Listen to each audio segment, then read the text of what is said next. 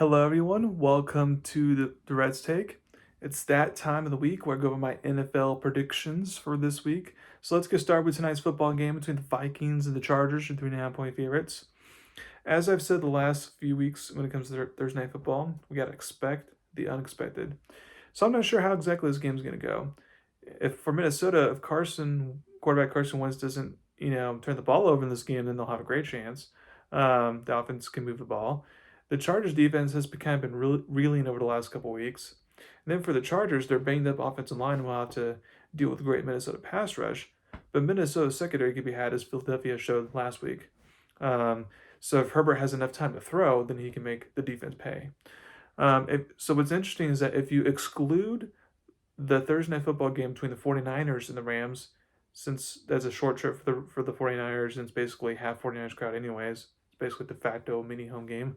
And so if you take that game out, Thursday night road teams are 1-6 on the season so far.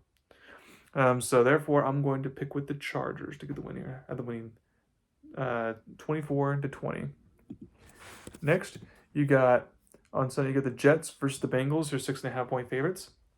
Jets head coach Aaron Glenn he's going back and forth. Sound like it's going to be Tyrod Taylor being the quarterback, and now saying he has an ankle injury, so he's questionable. And now it looks like may go back to Justin Fields. I think either quarterback, you would think has somewhat success against the Bengals defense, but against the Jets. And even if they do have some success, the problem is the Jets defense, even though it's been playing well the last 2 weeks, ain't going to stop the Bengals offense the way they're playing recently. So I'm going to have Cincinnati win this game and cover 31-17.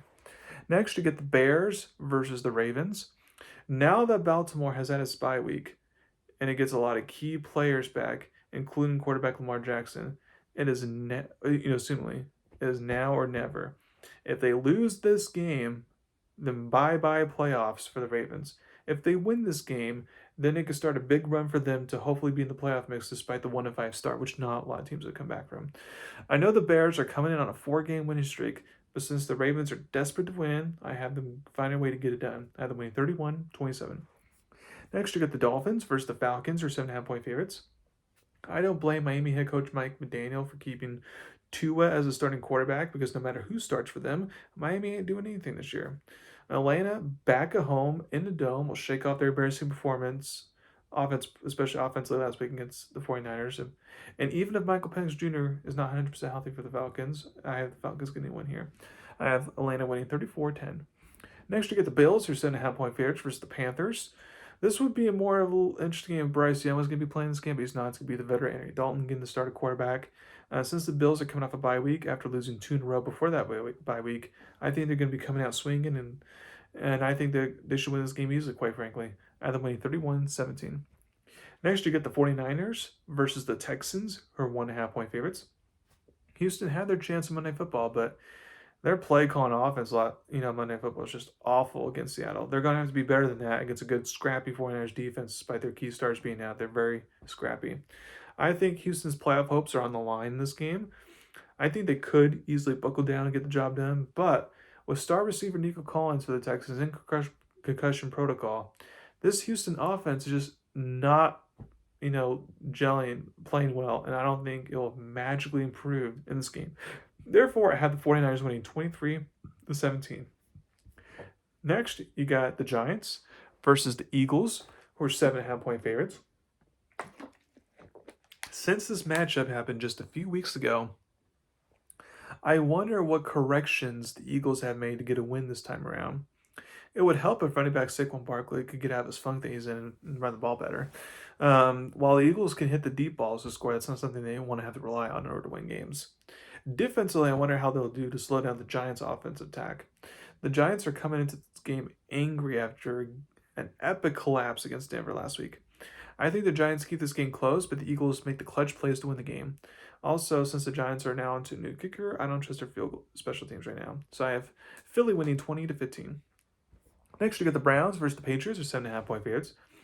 The Patriots are kind of on a roll right now, while the Browns, having a good defense and the interesting pieces on offense could make this game interesting. I just don't see how they go on the road and get the upset over a red-hot New England team. So I have the New England winning 27-16. Next, you get the Buccaneers, or 3.5 point favorites versus the Saints. Tampa Bay's injury concerns on offense has caught up to against Detroit with Mike Evans re-injuring himself, and this time's after the year. Chris Godwin out. Now they have a short turnaround, to play on the road in a divisional game. That's not great. However, the only way the Saints win this game, in my opinion, is if they take care of the ball, which I don't think they'll do. So therefore, I have Tampa Bay winning 27-23. Next, you get the Titans versus the Colts, who are 14.5-point favorites. Nothing to see here. Colts get the win easily, 38-13. Next, you get the Cowboys versus the Broncos, 3.5-point favorites. This is an interesting matchup. Denver's offense has been so inconsistent this year. If Denver's offense has problems against the Cowboys defense, then that's going to be a main issue, especially since Dallas wants to turn this to track me and outscore you to win. I don't think Denver can just outscore them to win per se, depending on, like, if it's like in the 20s, sure, but if it's like the 30s or 40s, then I don't think Denver can go the distance like that. I think it's going to be a close game, but I think the Broncos, for a third week in a row, will figure out a way to get a victory to keep their division lead out of winning 28-27.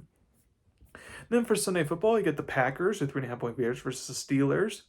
This is the first and probably only time that quarterback Aaron Rodgers will face against his former team in Green Bay.